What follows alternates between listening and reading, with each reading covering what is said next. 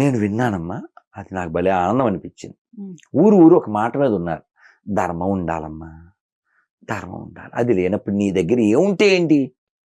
ఊళ్ళో వాళ్ళందరూ ఓట్లు ఎలక్షన్ వచ్చింది, డబ్బులు ఇస్తారు, మనకు తెలుసు, తీసుకోండి ఉమ్. అని ఊళ్ళో వాళ్ళందరూ డబ్బులు తీసేసుకుని అందరూ ఒక చోట వేసేసి రామాలయం కట్టేసుకున్నారు.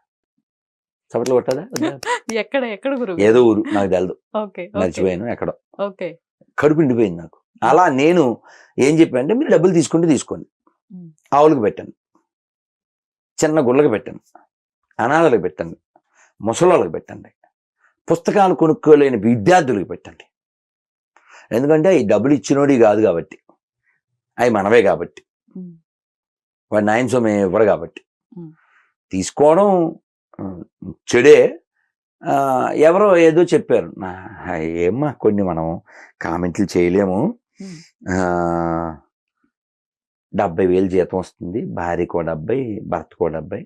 వీళ్ళు ఆ రాజకీయ నాయకుడి ఇంటికి వెళ్ళి, మా ఇంట్లో 4 ఓట్లు 8,000 అని అడిగి తీసుకున్నారు.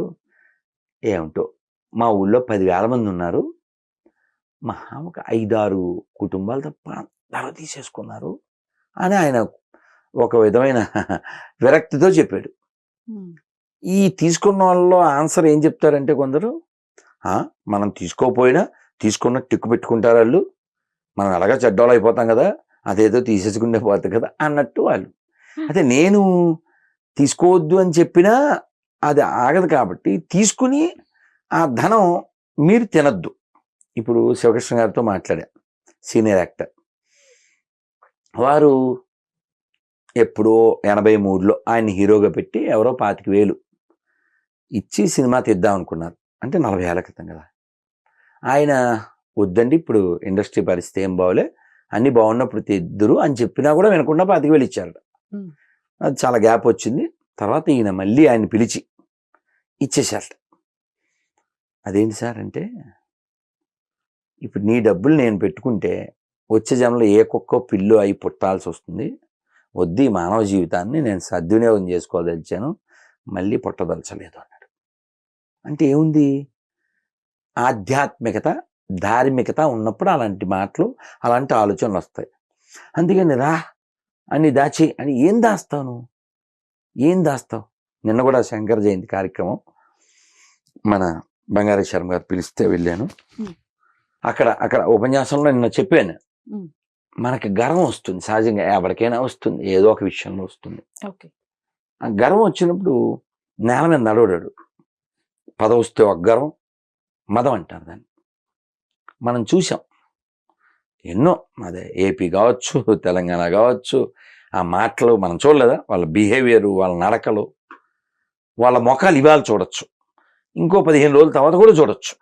అవి ఎలా మారతాయో, ఎలా మారినాయో, ఎలా మారబోతాయో. ఇవాళ ఏదో వీడియో చూశాను, అబ్బా ప్రేతకాల కొట్టిచ్చేస్తుంది.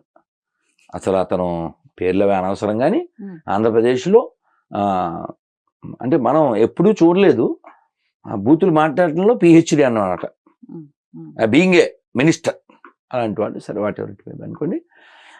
ధార్మికత ఉంటే మనిషి గర్వం లేకుండా ఉంటాడు. శంకరాచార్యులు వారు చెప్పారు, మా కురు ధన జన యౌవన గర్వం హరతి నిమేషాత్ కాల సర్వం మాయామయమిదం అఖిలం హిత్వా బ్రహ్మపదం త్వం ప్రవిశ విదిత్వా భజ గోవిందం భజ గోవిందం గోవిందం భజ మూఢమతే. ఇప్పుడు ఆయన చెప్పారు శివకృష్ణ గారు, నేను మిమ్మల్ని కలుస్తాను, మీ దగ్గర ఉండే జ్ఞానాన్ని నేను దొంగతనం చేస్తాను అంటే, తృష్ణ జ్ఞానం మీద ఉండాలి తప్ప ధనం మీద ఉండకూడదు. చాగంటి గారు చాలాసార్లు చెప్పారు. చెప్పి ఎవరైనా ఫ్రీగా ఇచ్చారు అనుకోండి, మన సైజు కంటే పెద్దదే, ఫ్రీ వేసేసుకుంటారండి. పెద్ద సైజు 9 ఉండేది 9, వాడికి 11 సైజు ఇస్తే ఫ్రీగా వచ్చిందని వేసుకుంటే బాగుంటుందా? ఉప్పు మా ఇంట్లో బస్తా ఉంది, అందుకని ఎక్కువ వేసుకుంటారేంటి? కాదుగా. ఉప్పు ఎంత కావాలో, చెప్పు ఎంత కావాలో, ధనం కూడా అంతేగా. కానీ ఏదో సాధిస్తామని, ఏదో అనుభవిస్తామని గట్టిగా ఈ 60 ఏళ్ళ 70 ఏళ్ళ జీవితంకి ఎందరు పొట్టో కొట్టి ఎందరినో నాశనం చేసి, ఇప్పుడు నేను పాడిన ఈ శ్లోకం అర్థం ఏంటి? మా కురు ధన జన యవ్వన గర్వం హరతి నిమేషత్ కాల సర్వం. ఒరే మూర్ఖుడా, కాలం ఇలా హరిస్తుంది నీ ధనం కానీ, నీ యవ్వనం కానీ, నీ చుట్టూ ఉండే జనాన్ని కానీ.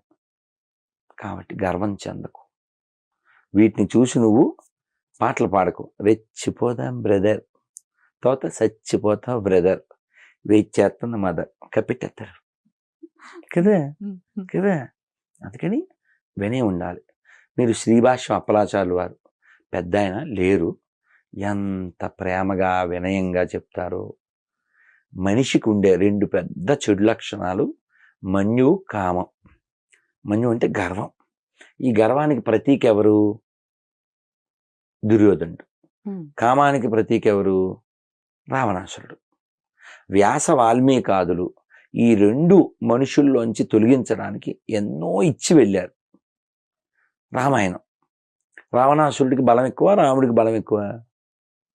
లెక్కేయండి, అనాలిసిస్.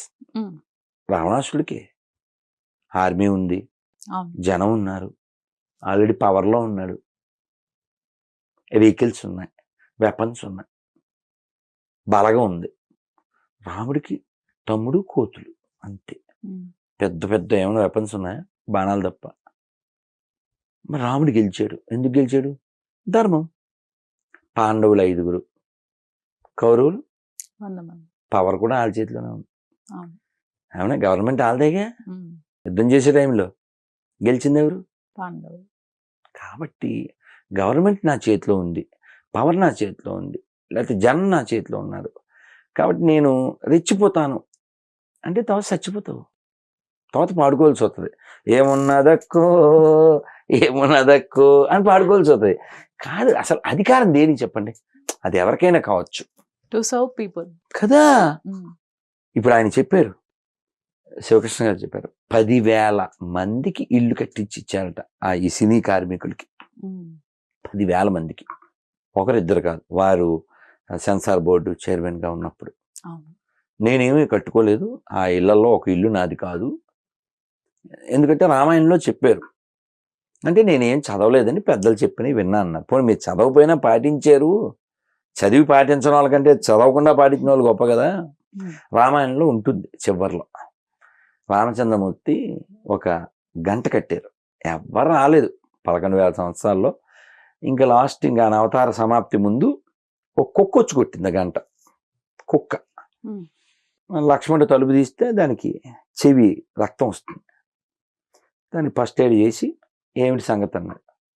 అంటే రాములు వారి దగ్గర తీసుకొచ్చారు. అంటే పలానా వాడు నన్ను కొట్టాడండి రాయితో, ఇది కారణం. అంటే వాడిని ఎక్కడున్నాడో తీసుకున్నామని తీసుకొచ్చారు.